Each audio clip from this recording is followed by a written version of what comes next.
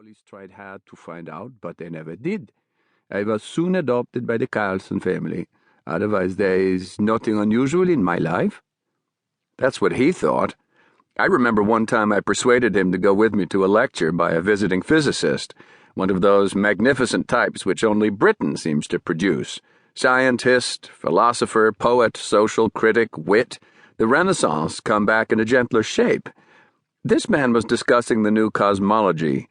Since then, the physicists have gone further, but even in those days, educated people used to hark back with a certain wistfulness to times when the universe was merely strange, not incomprehensible.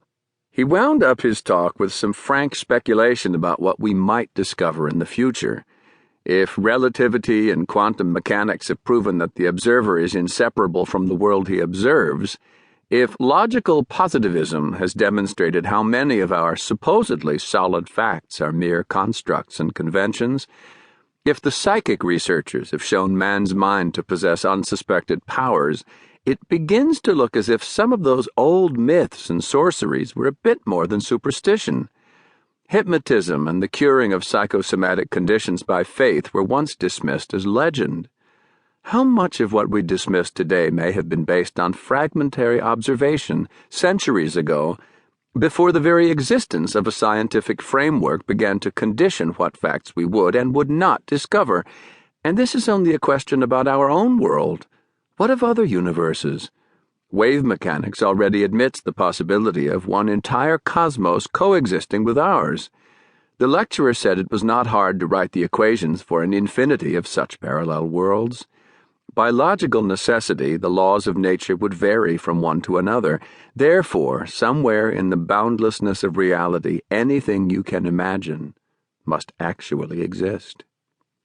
Holger yawned through most of this and made sarcastic remarks when we were having a drink afterward. These mathematicians work their brains so hard. No wonder they snap into metaphysics when off duty. Equal and opposite reaction. You're using the right term, I teased him, though you don't mean to. What's that? Metaphysics? The word means literally after or beyond physics. In other words, when the physics you know, the kind you measure with your instruments and calculate with your slide rule, when that ends, metaphysics begins. And that's where we are right now, my lad, at the beginning of being beyond physics. Woof! He gulped down his drink and gestured for another. It has rubbed off on you. Well, maybe. But think a minute. Do we really know the dimensions of physics? Don't we define them purely with respect to each other? In an absolute sense, Holger, what are you? Where are you? Or, rather, what, where, when are you? I'm me here and now drinking some not very good liquor. You're in balance. In tune with, in the matrix of, a specific continuum. So am I. The same for both of us. That continuum embodies a specific set of mathematical relationships among such dimensions as space, time, and energy. We know some of those relationships under the name natural laws. Hence we have organized bodies of knowledge we call physics, astronomy, chemistry, and voodoo. He lifted his glass. Time you stopped thinking and begun some serious drinking. Skål! I let it go. Holger didn't mention the subject again, but he must have remembered what was said. Perhaps it even helped him a bit, long afterward. I dare hope so. The war broke out overseas, and Holger started to fret. As the months passed, he grew steadily more unhappy. He had no deep political convictions, but he found he hated the Nazis with a fervor that astonished us both. When the Germans entered his country, he went on a 3-day jag.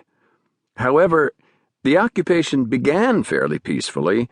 The Danish government had swallowed the bitter pill, remained at home, the only such government which did, and accepted the status of a neutral power under German protection.